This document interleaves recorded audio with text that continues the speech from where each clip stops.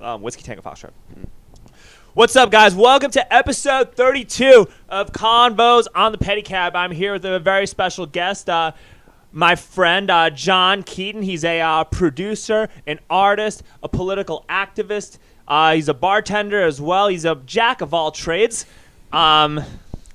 Before we get started, though, we got to give a quick shout-out to our sponsor, 10th Planet Austin, 10PATX, at 10PATX on Instagram and Twitter.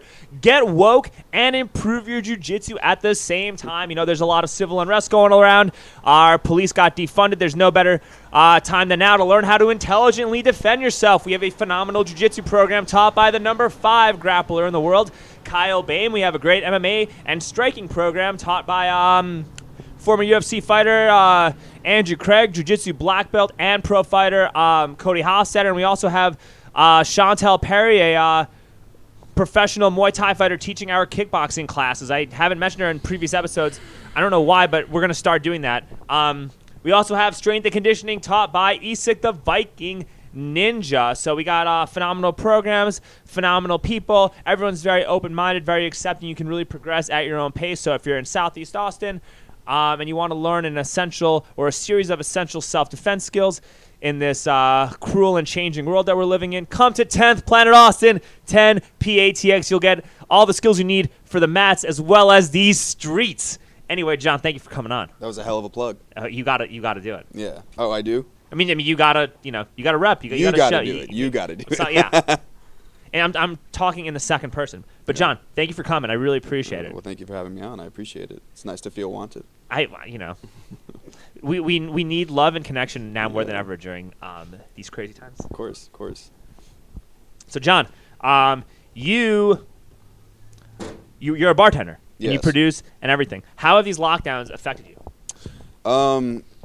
So I was laid off right whenever. Huh? A little closer to you. Oh. Yeah. I was laid off right whenever the first round hit, and I was unemployed for must have been 5 or 6 months. It was difficult, like that extra $600 probably saved my life. I would definitely be homeless again if that hadn't come through. But I mean, during that time, all of the protests happened. I got pretty involved with that. Both as a participant and as a journalist.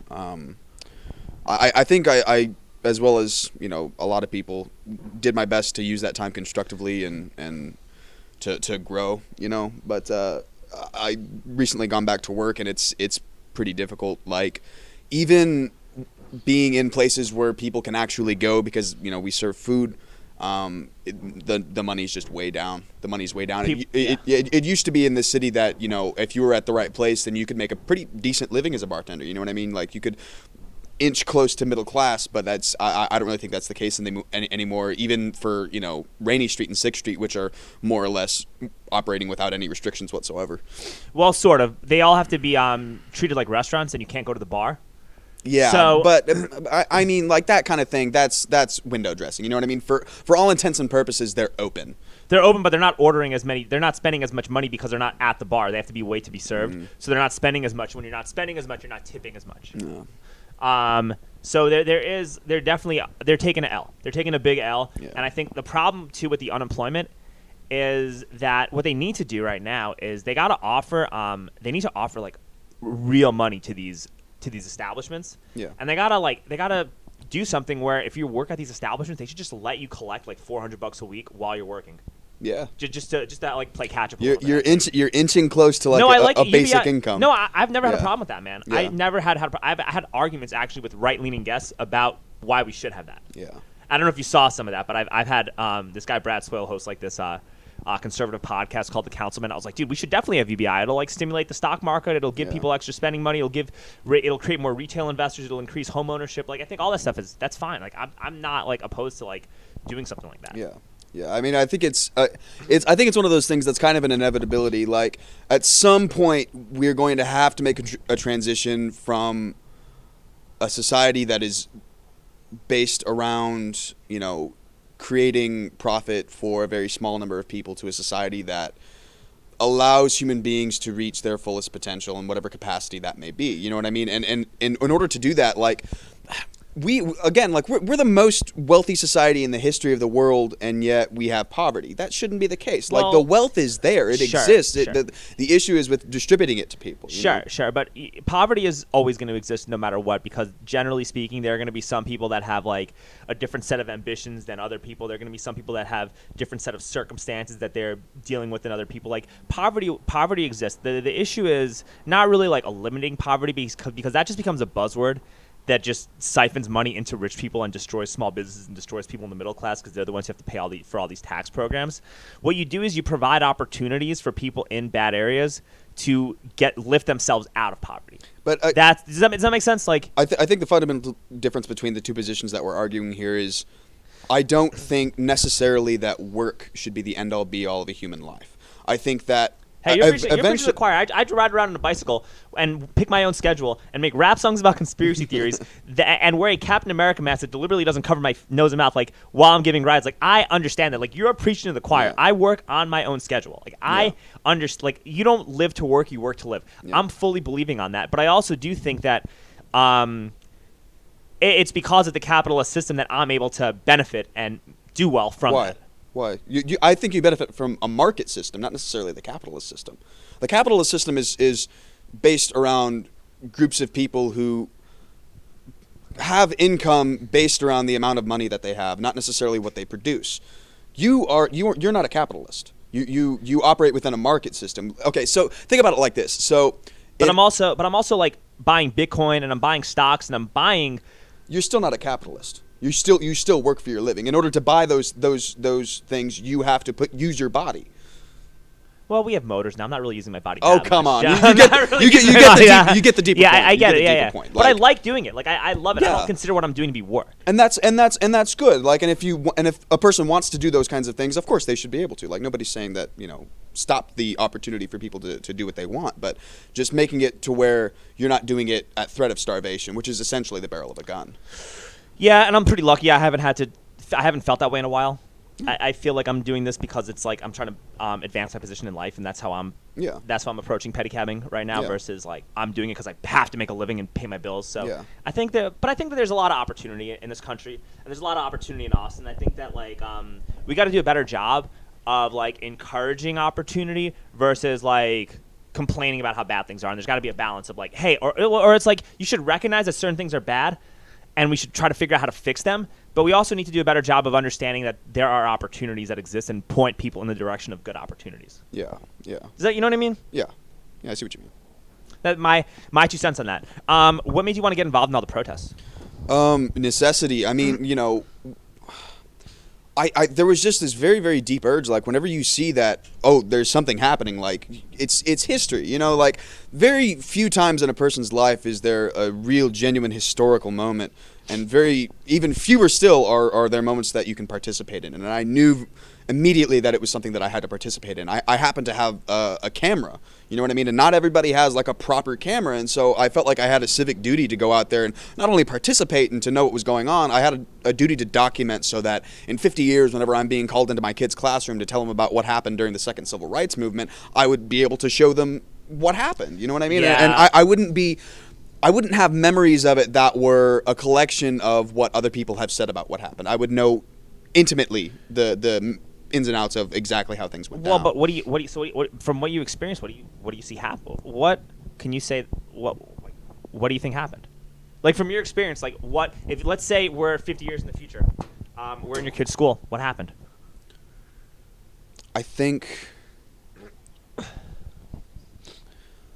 that things reached a point where people knew very deeply that things were wrong, and the distractions that had been built up around us to stop us from doing anything about those wrongs weren't enough. And the balance of outrage shifted towards an impulse for people to move and to participate and to release anger. I think that, like, protests are not the end-all be-all of social change, but I think that they're very important in the sense that it shows that you're not alone and that there's a lot of other people around you that are feeling and thinking the same things and have the same frustrations, and it creates opportunities for dialogue and community building, and look, we're all angry about the same thing at the same time, and now we can have a dialectic and articulate between us what exactly it is that we're upset about. I have I have a different perspective on this. Go ahead.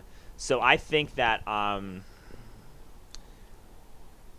a group of powerful elites like Bezos and Zuckerbergs and the heads of the tech companies and the Jack Dorseys and all these people took something that is fundamentally wrong with America, like racism and police brutality and all these things that are horrible and need to be addressed, and they weaponized it during a pandemic in order to take an already divided country and split it in half in the middle of an election. I didn't go out there because Jeff Bezos No made shit. a media campaign. I know that. But that's, like 15, that but applies John, to everybody. right, Nobody went out there because of a series of propaganda things. People went out there because of the realities of what they've been facing. Okay, I understand that. But 15 million people, like, here's the thing too, right, man? Like, our corporate media was telling us to stay home and not go anywhere. They were telling us to not even go to the park the first month of COVID. Yeah. And we're still in the middle of a raging pandemic, and those same people who told us not to go to the park now all told us to stand side by side next to each other and protest. No, they didn't. What are you talking about? No, there was huge media backlash against the protest. No, was there? Even just absolutely. I mean, even just the way that it was framed, like they focused so much on the violence. You know what I mean? I think very some minimal violence. I think I saw a car get. Well, we'll talk about that in a minute because I don't want this to devolve into like calling like bad mouthing protesters or bad mouthing people who like genuinely wanted to do a good thing. Like I don't want it to go down that rabbit hole. But I do think that like this type of like people. I think that our social media like the tech companies definitely weaponized people's justifiable outrage to serve themselves. I really do feel like that happened. And yeah, you had your Fox Newses, you had like InfoWars, you had like The Blaze, you had some of these other conservative news outlets that only filmed violence. I'm talking about like MSNBC. Really? Which is considered like the. I mean, yes, they might sugarcoat it and powder it with a bit of there are justifiable reasons why these people are upset. But the fact of the matter is they were still pushing the narrative of everything is burning down right now, and these are the people that are responsible for it. You know what I mean? I didn't see that at all, man. I saw like that people saying peaceful protest, people calling everybody a peaceful protester while shit was literally on fire in Kenosha, Wisconsin. Like I saw that, man. And then like when we had that second spike in cases, everybody just started blaming bars while people were like side by side next to each other coughing in the middle of a pandemic because they got tear gas through no fault of their own. Let's understand that. Yeah. But we did see that, and it's like it was like almost used to gaslight people, and the media's response to this, all the media's response to this did was create more racism. I don't think it created more racism. I think that it fueled it. Yeah. I think that there's no way to make more racism. I think that racism is something that's inherent in the history and structure of the United States, and it's inseparable. The history of racism is the history of the United States. They are one and the same. Yo, do you know what I mean? Do you know how much money BLM like got from these protests, like during the summer from these protests? I don't know. They got like over $10 billion or some crazy amount of money. Yeah. Who's BLM though? Do you see what I mean? Like, but like the BLM, like the national BLM chapter got like $11 billion. Yeah, but I think those people had absolutely nothing to do with what was going on the ground. You know what I mean? I agree. No, I agree. I think that like if you understand like a lot of the people that are and that's the thing too, man. Like everybody was clumping the BLM guys or calling them like Biden supporters and calling these people looters and rioters and doing all that stuff. And like there's a big complicated web as to what you're going to call a lot of the people protesting.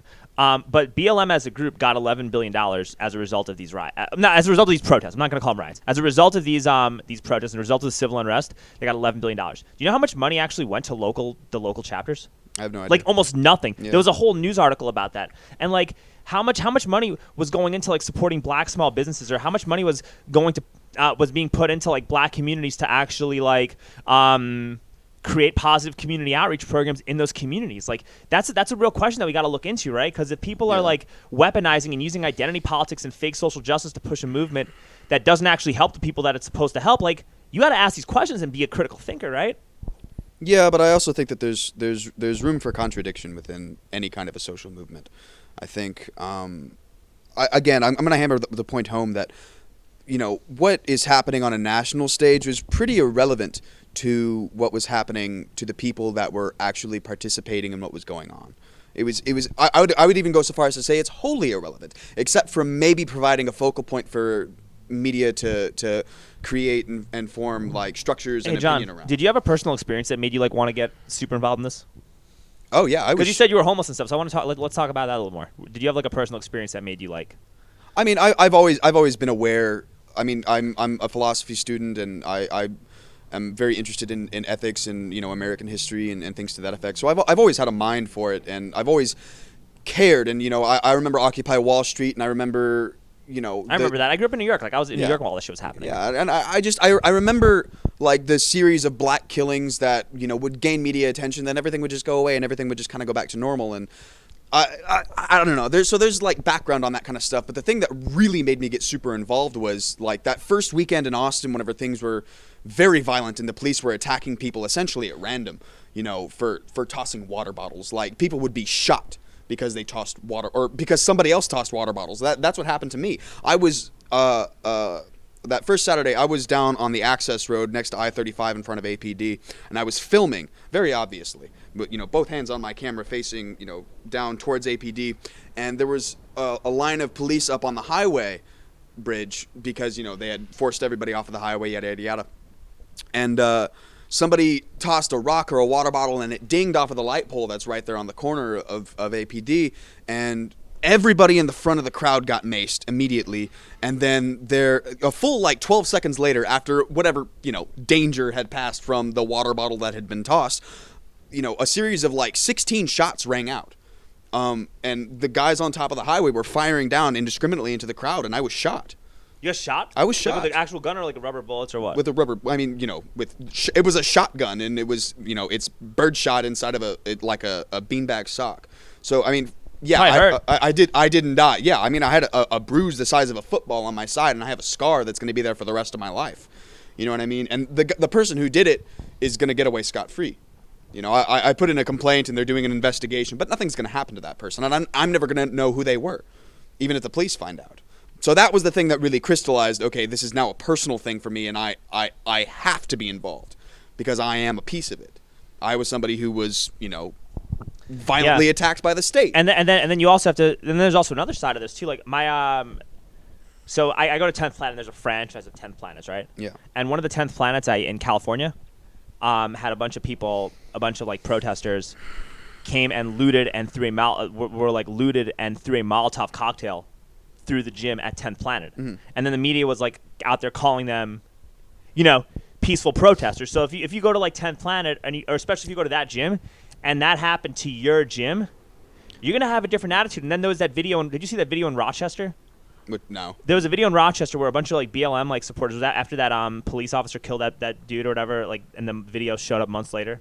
I forgot the guy's name, but there was a big protest in Rochester, and a bunch of BLM guys stormed a restaurant while people were just randomly minding their own business and eating dinner, and they started terrorizing people who were eating dinner at a restaurant that were doing nothing wrong to contribute to any oppression whatsoever. They were smashing glass bottles, they were physically assaulting people, they were screaming people, they were getting people's faces, they were just terrorizing people for no reason. And then I saw other shit where like if people were just hanging out minding their own business, a bunch of people would just gang up on them and make them raise their fists and stuff like that. And if you didn't do it, they would like, everyone would just gang up on you and scream at you and do stuff like that. So it's like everyone's like reality of this and everyone's perception of this is all based on a life experience. And the problem is that like everybody's had a different lived experience when it's come to this stuff. Yeah, and again, I want to express that there has to be room for contradiction within any kind of a movement, and because the people that were out there were not a monolith. I mean, even in the case of Austin, there was a group of unaffiliated people who would show up and be like mass body numbers.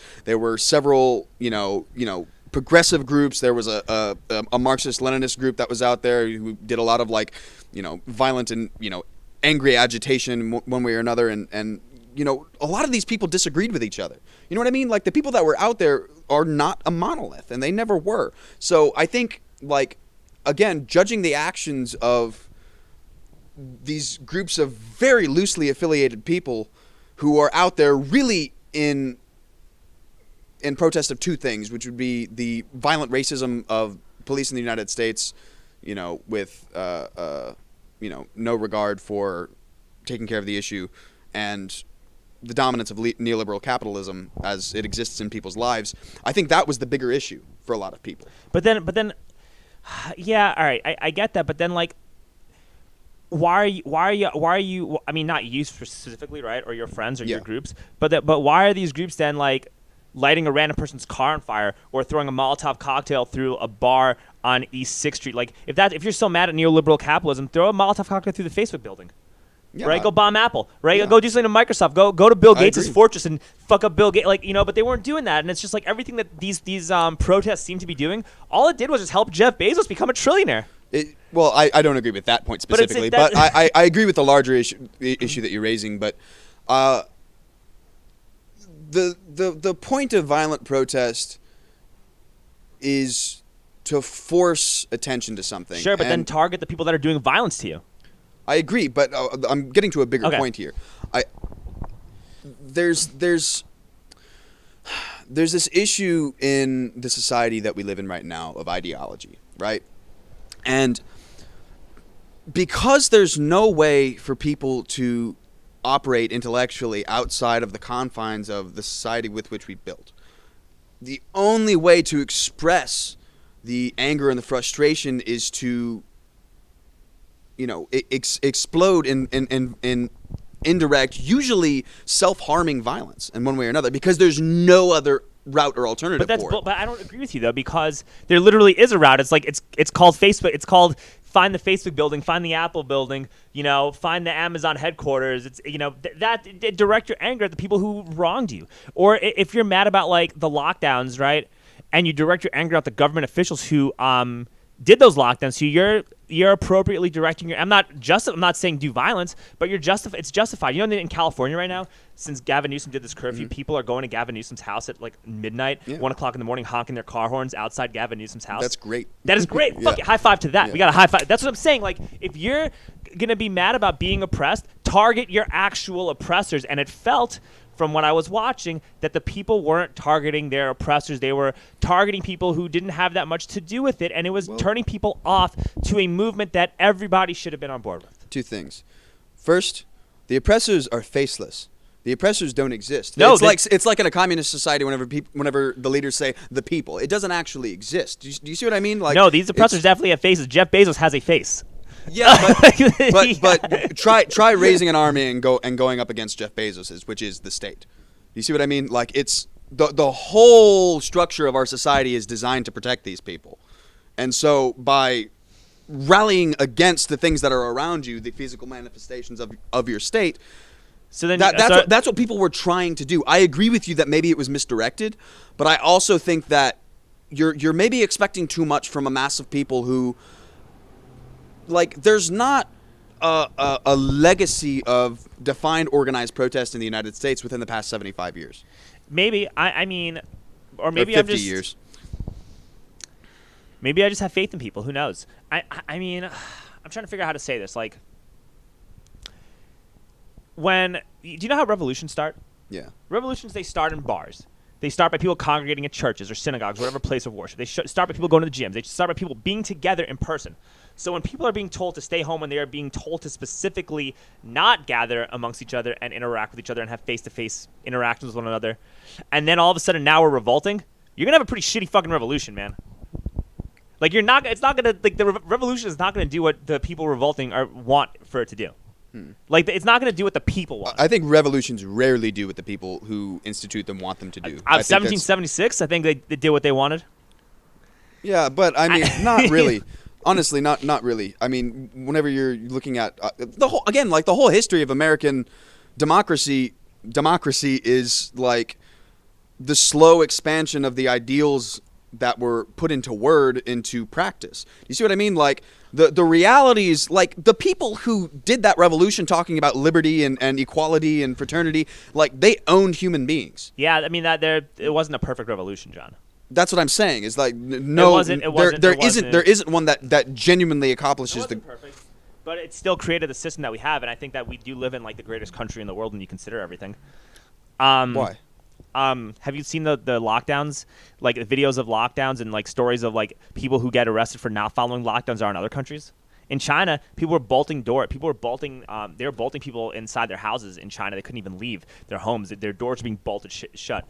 In Australia, if you're more than a kilometer from your house, drones will fly around and surveil you, along with other high-tech surveillance systems, and they'll send you thousands upon thousands of dollars in fines. China has social credit scores. Like, you can't go on an airplane or fly on or ride on a train if people don't think that if people aren't happy with your browsing history or what you're saying politically, like there's some horrible shit that's going on a lot, like all over the world. And then when you watch videos of anti-lockdown protests in Germany and in England and in Europe, the cops are beating the fuck out of people for protesting against lockdowns. So like there's a lot of like really fucking, and then in like India, people were getting their asses beat by cops for not social distancing, and we haven't experienced it. And yeah, there's a lot of problems and a lot of brutality from our police force, and it's bad, and we got to fix that. But when you look at what's been happening in other countries, we are like the least fascist country in the entire. All right, fine, laugh it up, but it's all right, fine. If you don't agree with me, that's fine. But this is my opinion, man. Like, it shows like how great of a country that we live in, that we actually do. We've managed to like preserve a lot of our personal freedoms even throughout a raging pandemic, and that's kind of admirable, man. I can agree with that. I think so. That's very admirable. I do think that there's something to be said about a person's right to be wrong. You know what I mean? Like, I all of these people flaunting like restrictions and all that whatnot. There is definitely a part of me that is, you know, that can recognize the goodness in people trying to you know, protect liberty and whatever that may mean for them. You know what I mean? Like, even if they're doing it for the wrong reasons and for the wrong things, like I see what you mean. But saying America is the least fascist country is, I don't know. We'll agree to let's agree to disagree. But we have a shared experience, and we're going to talk about the media too, based on this. We have a shared experience this summer, don't we? Yeah. You want to talk about it, or do you want me to talk about it? You know, you my go customer. Let's talk about my customer. Yeah, okay. Yeah. Oh, yeah. Go ahead, start it off. Let's talk about the customer. All right. So, a week after Garrett Foster died, and we're going to talk about Garrett Foster too, okay? But a week after Garrett Foster died, there was a lot of tension, okay? There was a lot of protesting going on, and there was a lot of like Garrett's friends and the people that were supporting him were all out there protesting and trying to commemorate him. And then there was a bunch of like militia guys that came as well, and it seemed like people were kind of like chilling, and the militia guys were just there on the other side, and then there was a bunch of state police officers and all that stuff, just because people were scared that there might be like more like looting or rioting or like violence and all this stuff occurring. Whether it was going to happen or not, who knows? But people were definitely worried about that. So you had a lot of people that were going out and LARPing and, you know, walking around with guns, and it was a pretty like tense, crazy like moment, right? And so fast forward, it's 2 a.m. and I have this guy who gets in my cab. It's like he's like right outside, like he's like on 4th Street, and he wants to go to his hotel. And I'm just like, and he's like, hey, can I get a ride? And I'm like, yeah, sure, dude, let's go. And he already paid me. And then before he wanted to go on the ride, he wanted to go talk to like all the protesters because he said that they assaulted him and they pointed a gun at him and all this crazy shit happened. Now, this is what he said. Yeah. This is what he told me, okay? And so I'm like, sure, bro, no worries. I'm going to go across the street, though, because I'm going to go across the street, and if things look a little dicey because I don't want anything to happen to you, I'm going to yell Pedicab, and we're going to get out of here, okay? And then he was telling me, he's like, nothing's going to happen to me. I got guys on the roof and all this bullshit. And he was saying he's like special forces and all this crap, right? And, you know, fast forward like 5 minutes later, things get dicey. Sure enough, I come in, I'm like, hey, Pedicab, get in. Yeah. And so I put him in the cab, and then I'm riding away, and then he told me to stop the cab because he had more to say to like all you guys. Yeah. And then a bunch of people start walking up to him, and I like get out of the cab to like defend my customer, right? And so I was ready to defend my customer and make sure he was okay until he starts dropping N-bombs in front of people. Yeah. And so what did I do immediately? Oh, yeah, you got out of there. I got the fuck out of there. I got the fuck out of there. I tried to go in my cab and drive away. And, like, he followed me in the cab. And apparently he, like, started swinging at people.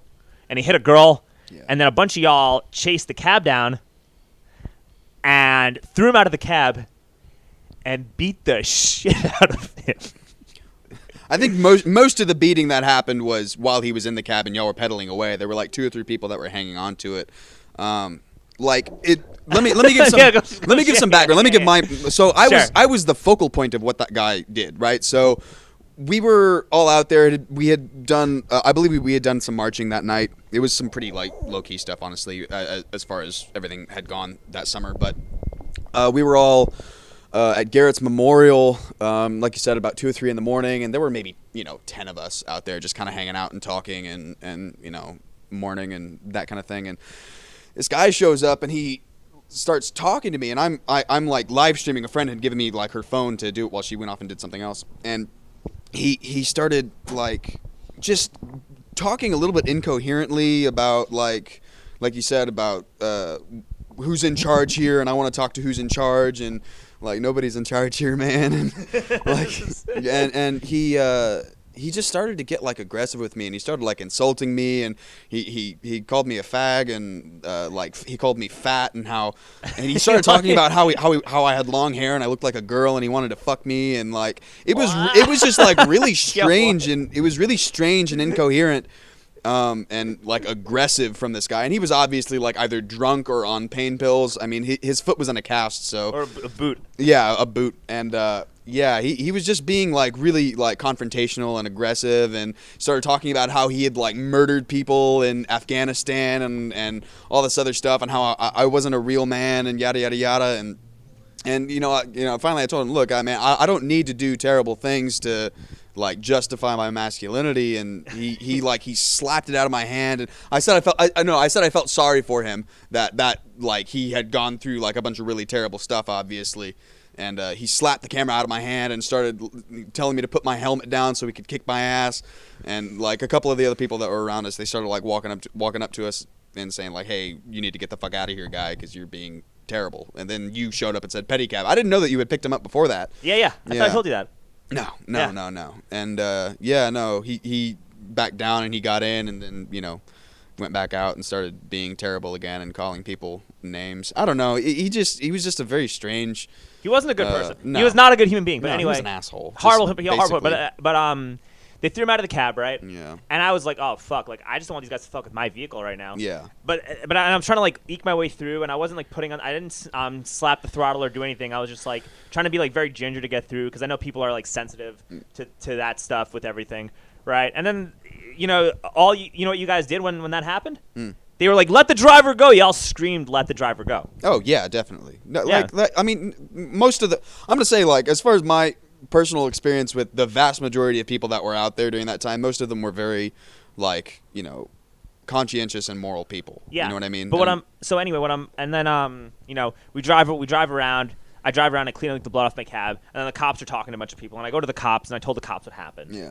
And then when I told the cops what happened about how he was dropping N-bombs and how he like was hit like a female and did this and that, the cops were like, yeah, man, that sounds like he got what he deserved, play stupid games, win stupid prizes, and the cops let all y'all go, and they were like, we would have arrested him, but a bunch of you guys ran away, so we couldn't. So it was there was that. Like the cops were pretty cool when I talked to them. At least those cops were. Yeah. And then I talked to you guys afterwards, and everything was like, it is what it is. What the hell was I gonna say? Oh yeah. So, but here's the thing, right? With the media and everything, right? And it's that listen, man, if like somebody from the Blaze or somebody from like the Daily Caller or somebody from one of those news outlets, that could have been like, if they had filmed that, that could have made you guys look really bad. If that got filmed without the full context. Yeah. And there's a lot of stuff like the left wing media does that stuff too, but every media outlet does every media outlet when they film things, they never have there's never like a full context of what really happened. That's impossible for them to make. Like that's one thing that I learned about like journalism is it's literally impossible for you to know every facet of what it is that's happening, and any kind of representation that you're giving of it is going to be incomplete and then the problem is we're so polarized that when you try to present opposing viewpoints, you'll just get like hated and people will get angry with you and stuff. Yeah. Like even look at Hiram. Yeah. Yeah. And we're gonna talk about that too, but I keep saying, oh yeah, we're gonna talk about it. But, so let's speaking of Hiram, you were there when Garrett Foster got murdered, and I was riding around. And I didn't see it happen, but I heard it. Yeah. And I like saw what happened afterwards. But you were there when it happened. Like, what happened? Because I really do believe, and I'm gonna preface this before, like, with the whole Kyle Rittenhouse thing. Like, I think Kyle Rittenhouse is like being railroaded, and I think what Kyle Rittenhouse did was self-defense. But that being said, John, Garrett Foster was fucking murdered. Yeah. So I just want to put that into context. What happened? If it's a sensitive subject, you don't have to share it. If it's like painful or something, I don't know if that was like your boy or you were close to them, but like what happened if you're comfortable? So I wasn't super close to him as a person. Like he was a face. Him and his partner, they were there every single day. They were very committed. I mean, I even go so far as to say I never even really talked to him, but okay. he was a part of the fabric of my background for sure. Okay. So that night we had done a bunch of marching. We marched to the W to call out Adler, I believe. And it was late at night. I mean, there were less than 30 people at this point. We were walking, I believe, from the W up Congress back towards where we were all gonna rendezvous and get out of there. Coming up on 4th Street and Congress, the guy he comes up along 4th, and without stopping, he slams on his gas and honks and rips around that corner. And there's a crowd of people there, and they managed to get out of the way of him. But he very seriously could have hit somebody. And then he stopped, right? And I'm over here, and this is all happening up over here. And so I move over, and I'm in front of him, maybe 20, 25 feet in front, and I'm looking through his windshield, and maybe 6 or 7 people come up on his right side, and everybody, like, something really important is he hit like a traffic cone. There was like a temporary bike lane that had been set up. And he hit this traffic cone and it made a big thud. Okay. And everybody thought he had hit somebody. So we're all like, oh, what the fuck? This is like shit. a situation right now. Okay, so you thought that. Okay. Yeah, absolutely. And so we're all going up trying to ask, what the fuck? Why did you do that for? And of course people were upset. We thought you just fucking hit somebody. And if you didn't, you very nearly did. So what the fuck? And so 6 or 7 people go up to his driver's side and they're just kind of like yelling at the car, and I see him like reach over, not like all the way, but he reaches over, so the gun was either in like his console or in that seat or just right in his side, and he picks it up just slowly and he rolls down the window as he moves the gun over and he shoots him. And and I remember I saw the first 3 shots, and then I realized what was happening, and I ducked for cover and whatnot, and then he got out of there. But something really important to keep in mind is he came around that corner, and in front of him there was nobody. You see what I mean? Everybody had gotten out of the way of him, and so he could have gone forward. That there was, again, like maybe 25 feet between me and him. If he was comfortable slamming on his gas going around that corner into a group of people, he should have been comfortable going towards me. But he stopped. Nobody was stopping him from leaving. He chose to stay there. And then he chose to shoot Garrett.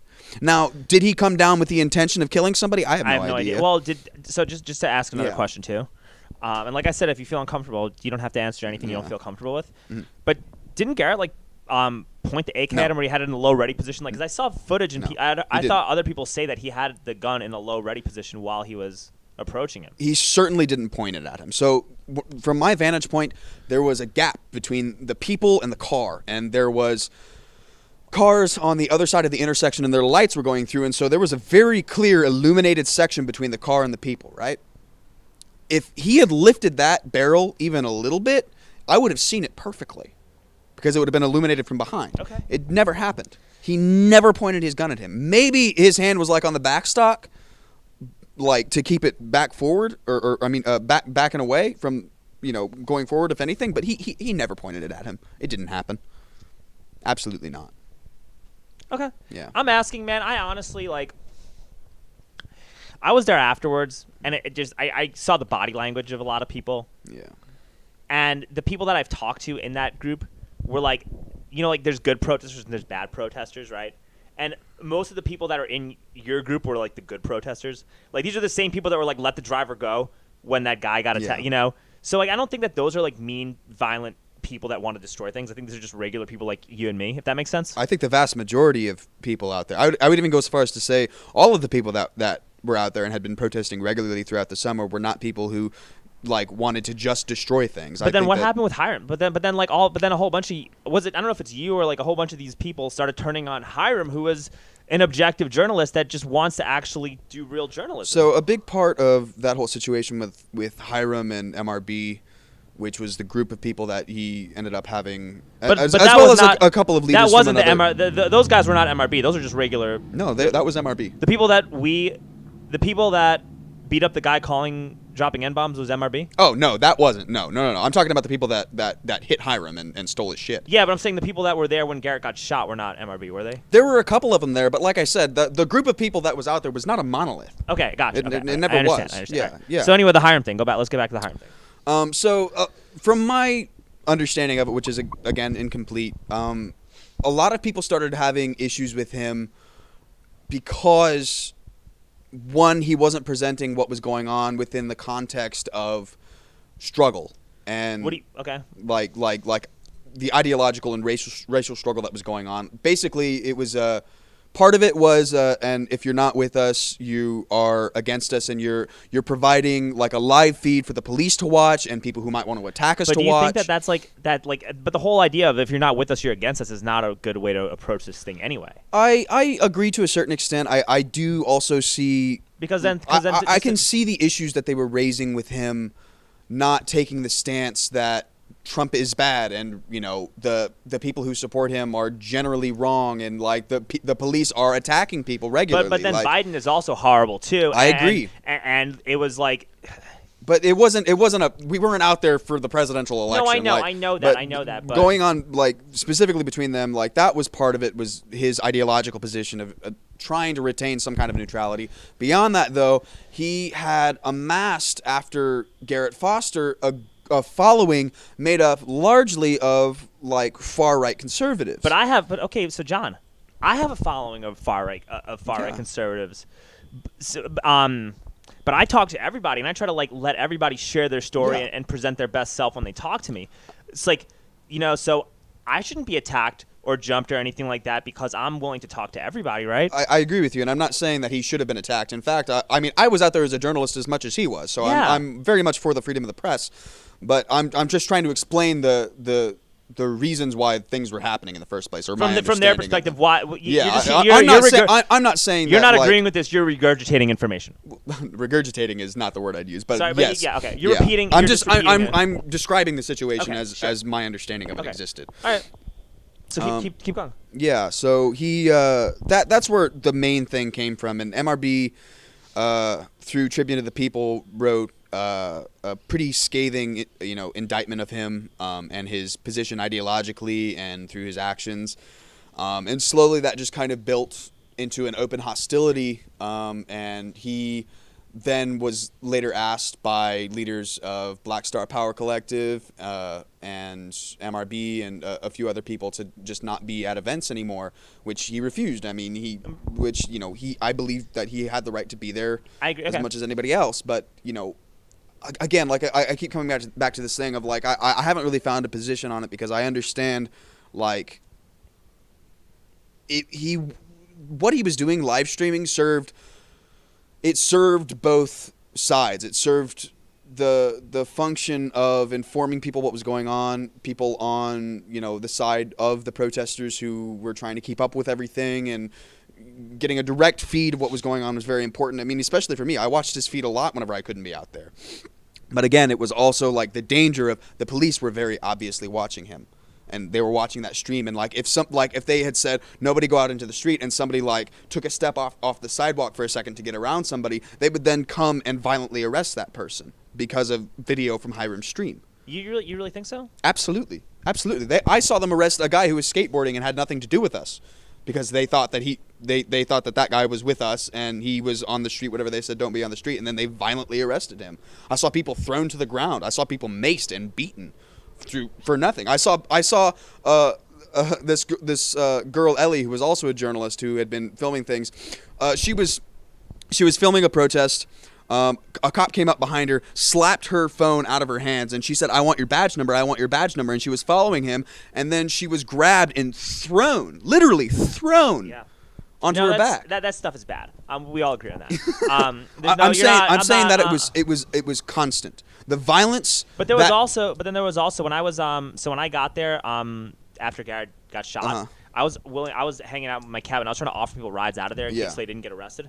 Nobody took the ride. People just stayed. People were staying there, like antagonizing and yelling at the cops. Yeah, that's the struggle. That's struggle. But it's like, but it almost felt like, and maybe I'm wrong because I'm just some guy who drives a pedicab.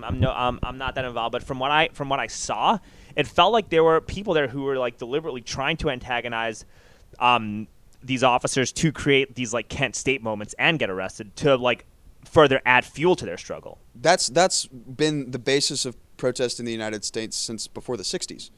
I mean, that's the whole point is showing the violence of the state bare. I mean, yelling at you should be able to yell at cops whatever you want for as much as you want. That's constitutionally protected, man. Yeah. And that does not give them the right to be to just start fucking you. Yeah. Okay, exactly. okay. And which is the police would then create situations in which they had justification to be violent towards people and to let their anger out. They operated like a gang regularly. You know, I want to hammer something else home. There was no right way to protest for the police. There was no right way to go about it unless you were fully neutered and not doing anything at all whatsoever and not involved.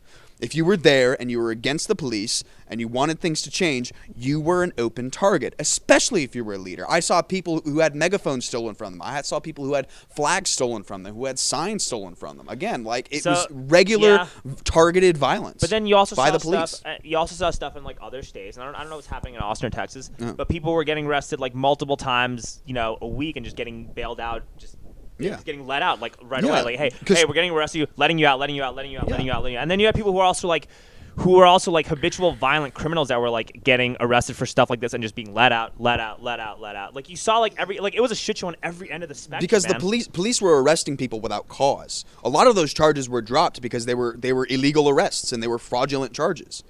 That happened a lot. You know what I mean? Like, I could see that when you have that many people getting arrested and there are protests. Like, I could definitely see that too. The purpose of those arrests was to dissuade people from being out there in the first place. It didn't matter what you were doing. The fact of the matter was that you were there was enough for the police to create a situation in which you could be arrested, and then that puts you into the criminal system, and then that means you have to deal with lawyers, and that means you get a record potentially, and you have to be in jail for a certain amount of time, and you have to pay a bunch of money, you might lose your job. It's about like dissuading you from wanting to take any action whatsoever and giving up. Okay, that's what it was about. All right, and then okay, I think that there's They were punitive arrests. There's a lot of validity to what you're saying, but there's also just been a lot of like backlash to these protests because of some of the things that happened as a result of the protests, like all the property damage that occurred, the fact that like the stuff that happened with my friend's gym, the stuff that like, and I had another friend of mine who I work out with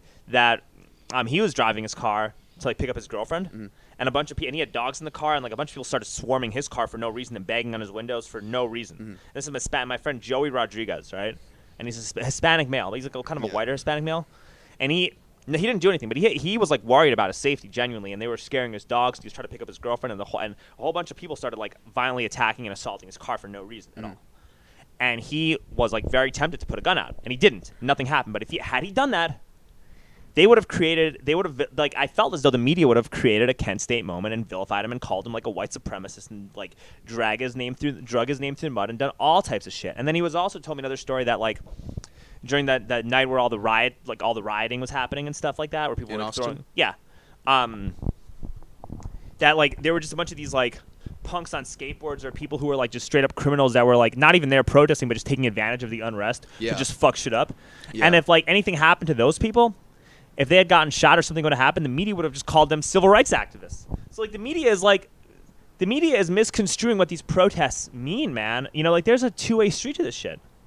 Yeah, I mean, but I think we're on the same page with that. I just want to like, I've done my I read manufacturing consent. Like I know pretty well how media operates in the United States. Like we're pretty closely. I think we're on the same page about a lot of stuff, and I think it's good to have these discussions to like understand that there's the same page. Yeah. But even when I had like Harrison Smith and I had like Luis Rodriguez on, like a lot of the stuff that like a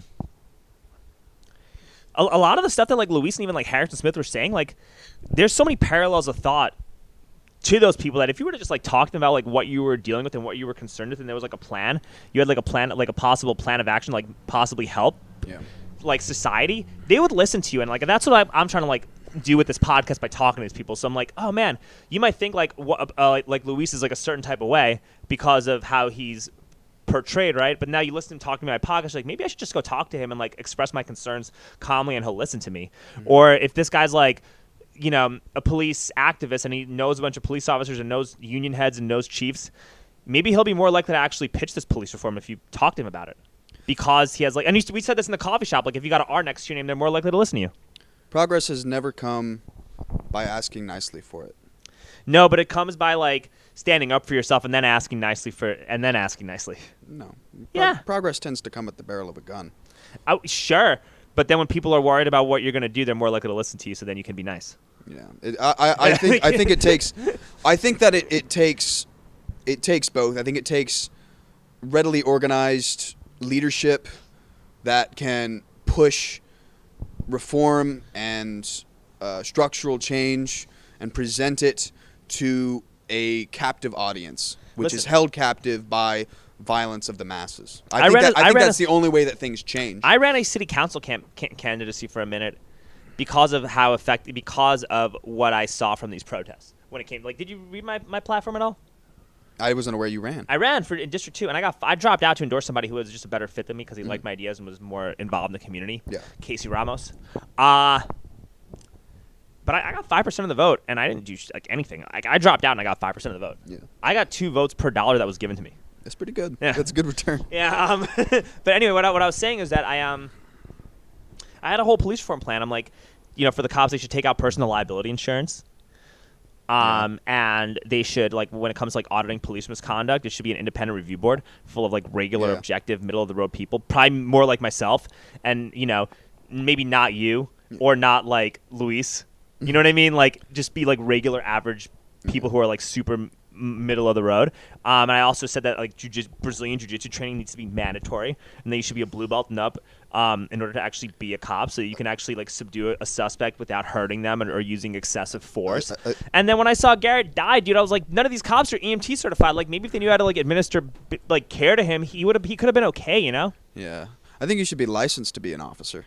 I think there should be a national licensing board. Like if a doctor like through malpractice kills somebody, they take his license away and he can't be a doctor anymore. Well, that's what the personal liability insurance and all that stuff. I think it should go further than that. I think that if you kill somebody on duty and it was unjust, which quite a few of them are, I would even go so far as to say the majority of killings on duty are unjust.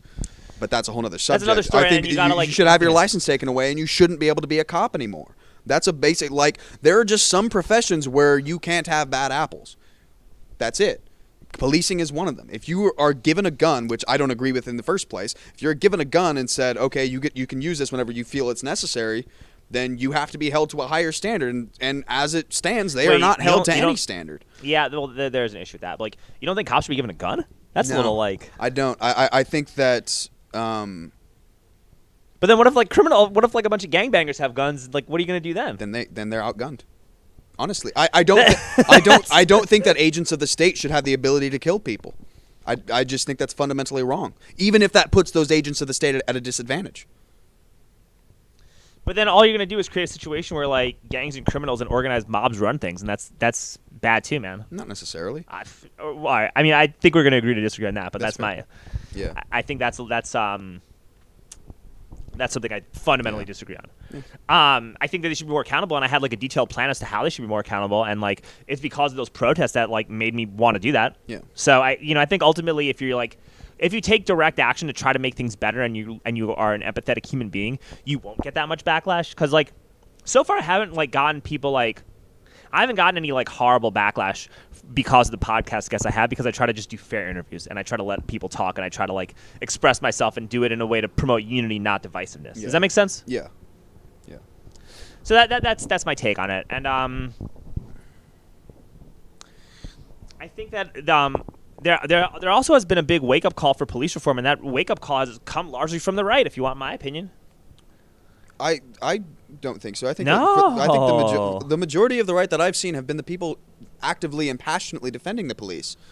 Which is, again, really strange. I think there's sort of this uneasy alliance between the old school kind of libertarians, like, keep everybody away from me, go fuck yourself, I don't want a cop in my house, yada, yada, yada, and, like, these new sort of neo-fascists who are doing everything they can to protect and promote the power of the state at whatever cost. There's sort of an uneasy alliance there, and like something really interesting was like the outlaw bikers and how outlaw bikers showed up and showed out for police, which whenever historically they've been against them. You know what I mean? I thought that was very strange. I thought that was a very strange development for sure. Well, because something just feels odd too about this particular wave of protest, and maybe it's because it's in a pandemic, maybe it's because a lot of small businesses are the ones being targeted instead of like the actual agents of oppression. So like I think there's a lot to be said about all of that stuff too. But I was at a lot of these like reopen protests, right? Yeah. And a lot of people that I was talking at these protests, like a lot of us were seeing videos where cops were arresting people for not social distancing or not wearing masks or doing shit like that. And once people saw that, we're like, dude, these cops better stand for the people, and they better not come and arrest me for opening up my store or opening up my bar, because if they start doing this, we're not going to have your back anymore. And so there is becoming and I'm seeing this in a lot of conservative circles, man, because I follow a lot of these people, that if you're not like, if the cop, like if you don't stand with the people in terms of letting them operate their business, operate their establishment, if you're going to enforce all this mask wearing bullshit and this quarantine stuff, then we're not standing with you anymore. So now there is like a real onus for the police officers to actually stand with the people, and it's because of this COVID crap, Which is so interesting to me that like the line for those people of supporting or not supporting the police is whether or not they can make money. But who cares as long as... But not whether or not the police are murdering people regularly with impunity. Yeah, well, you know what, though? It's still It's still good to have an aha moment. An aha moment is still good. And instead of criticizing people for having aha moments, you got to embrace those aha moments and accept people and create open, positive dialogue. Because ultimately, there are a lot more commonalities between people than we are being made to believe. Yeah. By like the tech companies, by social media, by corporate media, by all this. You know what I mean? Yeah. But anyway, I think we talked about a lot, right? We got everything. I think we did everything except for Biden.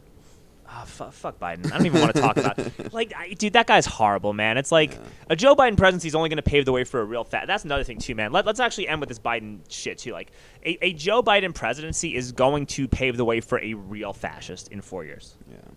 I think... And Trump's not a real fascist because he's not competent enough to be one. Well, competency is not the determining factor about whether or not you're a fascist. He is a fascist, but I agree, he is incompetent at it, but he is a fascist.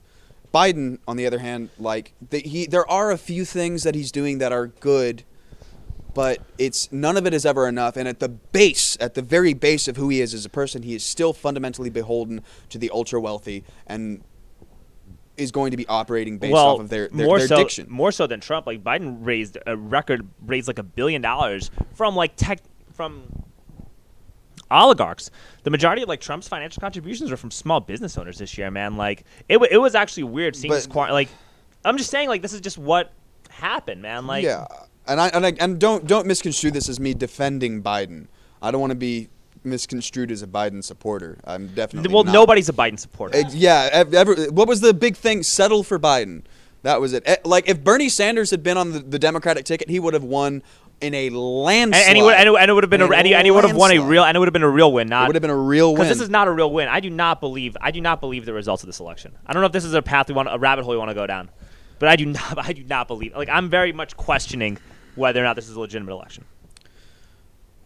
I haven't given much thought to it. I think, and I'll tell you why. Because corporate Democrats, I think that corporate Democrats used voter fraud to get Biden the contendership. Like I think that Bernie Sanders actually won the Democratic primary, and these corporate Democrats did everything they can to fuck Bernie. So if they're gonna do whatever they can to fuck one of their own, yeah, I think they are doing everything they can to put the worst person in charge to serve corporate, oligarchical, Wall Street, globalist interests. I think that it's possible that it happened and it had influence. I think it's also very possible and very likely that there was foreign influence. I think it's also very possible that Trump was also the worst president in American history and he bungled COVID. Or actually, I don't think he bungled it. I think he deliberately did it so as to harm the American people because he's an agent of a foreign hostile government. No, I think Biden's an agent of a foreign hostile government when it comes to China.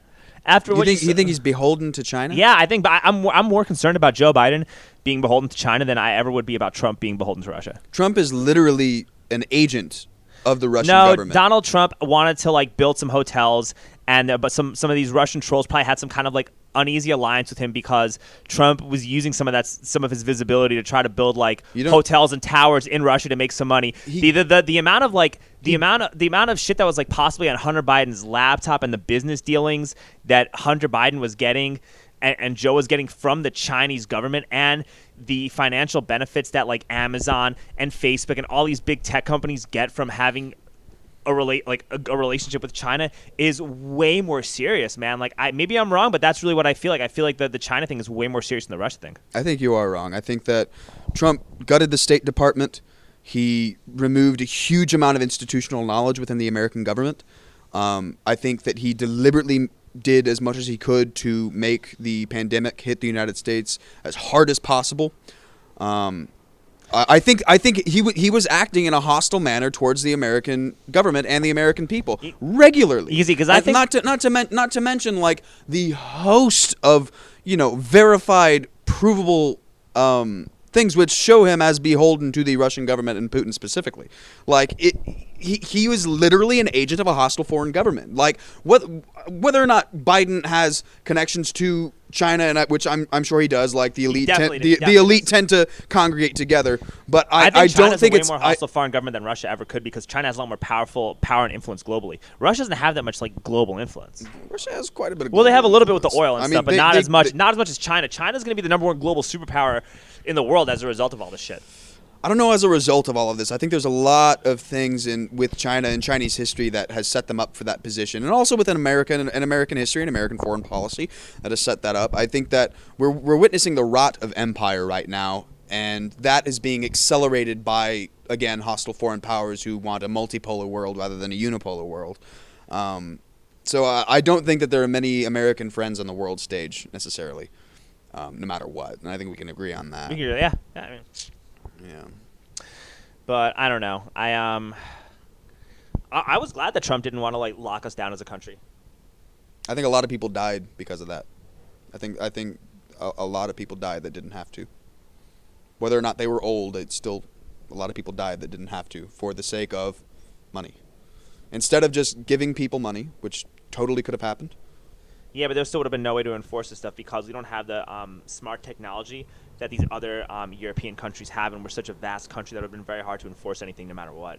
And that's fine. I'm okay with that, and I don't think that we should use this pandemic to create these like global smart mass surveillance cities, because that could lead to a lot. It already exists. Yeah, but it doesn't exist that much here in Austin, yes, Texas. it does. It's not as bad as it would be in Italy or in like London or in like China or in other parts of the world. It's not as bad, and I don't want it to get like that. Every word that we are saying right now is being intercepted by the NSA. Every single word that we're saying. My phone right here has recorded this entire conversation, and it's now in the hands of the United States government. Because I'm a dissident, I'm very likely on a list. We could all be on a list, man. I'm saying things that people don't want to hear either. So, hey, man, we'll go to these re-education camps together, bro. Yeah. All right, John, thank you so much. How can we get a hold of you? I have an Instagram at onweisme, ONWEISME. Check out my music. I'd appreciate it. But how can we find your music, John? Come on, share. Don't be shy. It's on SoundCloud. It's the same at ONWEISME. You might have to look a little bit. I'm pretty small, but it's out there. It's all right. I enjoy it. You got a big heart, John. Thank you. Yeah. Well, hey, John, I really appreciate you coming on, man. Wonderful. Thank you. All right. Yeah. There's been an all-new episode.